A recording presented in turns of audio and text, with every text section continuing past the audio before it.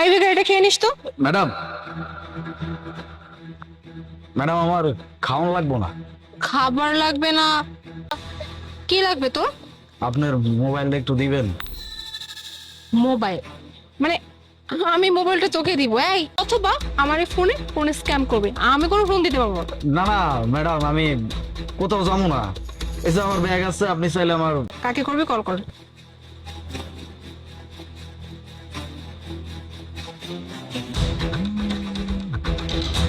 কইতাছিলাম কি ভাইয়া, ওই শহরে আসার সময় বাসে উঠা না আমার একটা সময় চোখ লেগে গেছিল। থেকে আমি এক জায়গায় বয়ে রইছি, এমন একটা ম্যাডামের নাম্বার থেকে তোমারে কল দিছি। কইতাছিলাম যে আমারে কিছু টিয়া দাও না ভাইয়া, তাড়াইতে পারলেই চলবো। তোর আমি একটা টাকাও দিতে পারবো না। তুই যখন বাসায় থেকে গেছিস না তখন থেকে সম্পর্ক নাই। ফোন রাখ। বড় ভাই তোমার সাথে এইভাবে কথা বললো কেন? আমার ভাই আমার লগে এরকম আচরণ করতো না, খুব ভালোবাসতো আমারে। আর ভাবি আর ভাই মিলে আমারে বাসার থেকে বাইর করে দিচ্ছে। আমিও কইছি যে আমি আর এই বাড়িতে আমু না, আমি নিজের মতো কাজকর্ম করে রাখাম। তারপর আইছি, তারাও মনে হয় ফ্রড, আমার কোনো ফোন রিসিভ করে না। আর এটা কেমন ধরনের কথা? একটা মানুষকে তুমি কল করছো, মানুষকে ফোন দাও। না না ম্যাডাম, আমি বুঝছি ওরা ফ্রড। হয়েছে কি, আমি যখন গ্রামে ওগুলো কথা কইছি না, তখন আমার কইছিল চাকরির জন্য নাকি সোজা পড়ছি, তারপর থেকে আমার আর ফোন রিসিভ করে না। ওরা ফ্রড, আমি বুঝছি। আমি বুঝলাম। আচ্ছা তুমি বললে তুমি কামকাজের জন্য দৌড়াদৌড়ি করতে হইব, আর থাকার জায়গা তো আপাতত নাই। ওই মসজিদ আছে, মন্দির আছে, মাদ্রাসা আছে, কত প্রতিষ্ঠান। থাকবে, হ্যাঁ কয়দিন থাকতে পারবে, বেশি দিন থাকতে পারবে না। আচ্ছা তুমি বললা যে তুমি কাজের জন্য আসছো, মানে কি কাজের জন্য আসছো শুনি? আমারও তো ক্লিক করছে।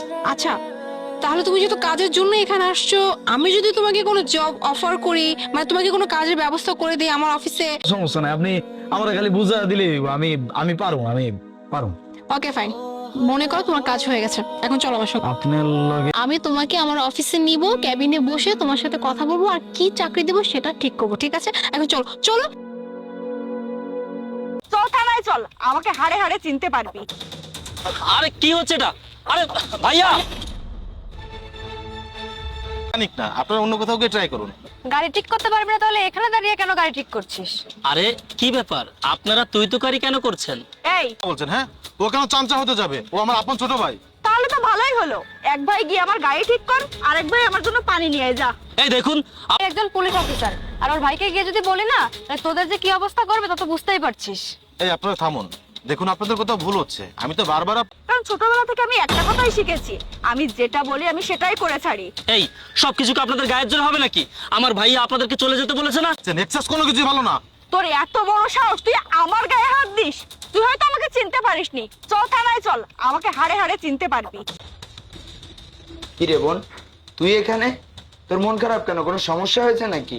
ভাইয়া, একটা ছেলে রাস্তায় দাঁড়িয়ে আমাকে অপমান করে বাইরেই দাঁড়িয়ে আছে। কি রে, ভয় পেয়ে বাইরে দাঁড়িয়ে আছিস কেন? ভেতরে আয়, এসে দেখ তোর জম এখানে। স্যার, আপনি যে বাইরে দাঁড়িয়ে আছেন সেটা জানলে আমি কখনো উঁচু গলায় কথা বলতাম না। স্যার, আমার ভুল হয়ে গেছে, আই এম রিয়েলি সরি। ভাইয়া এসব তুই জানিস উনি কে? উনি আমার ঊর্ধ্বতন কর্মকর্তা। এবার চাকরিটা থাকলে হয়। মাপচা স্যারের কাছে মাপচা। Sorry sir. আপনি কি শিক্ষা দিয়েছেন যে সাধারণ মানুষের সাথে কিভাবে কথা বলতে এতটুকু ম্যানার্স জানে না? আজকে যদি আমি আপনার ঊর্ধ্বতন কর্মকর্তা না হয়ে এখানে সাধারণ কোনো পাবলিক হতাম, তাহলে আপনি কি শুরু করে দিলেন? আইন কি আপনাকে এই শিক্ষা দিয়েছে? আইন কখনো আপনাকে এই শিক্ষা দেয়নি। আইন আপনাকে শিক্ষা দিয়েছে কোনটা ভালো, কোনটা মন্দ, কোনটা অপরাধ না, সেটা যাতে অবশ্যই বাঞ্ছনীয়। তাই আমি আপনার ব্যাপারে ডিআইজি স্যারের সাথে কথা বলবো, যাতে আপনাকে শাস্তি দেয়। স্যার প্লিজ স্যার, আপনি ডিআইজি স্যারকে এই সম্পর্কে কিছু। আপনি কোথা থেকে শুধরে দিবেন তা না, আপনি আপনার বোনের পক্ষ হয়ে সাধারণ মানুষকে অপরাধী বানিয়ে দেন। আপনার সব কর্মকাণ্ডের দিন শেষ। সরি, আপনাকে আমি ক্ষমা করতে পারবো না। ও বাইটস কভার, কারো পোশাক বা কর্ম দেখে কখনো কাউকে বিচার করবে না। আসি।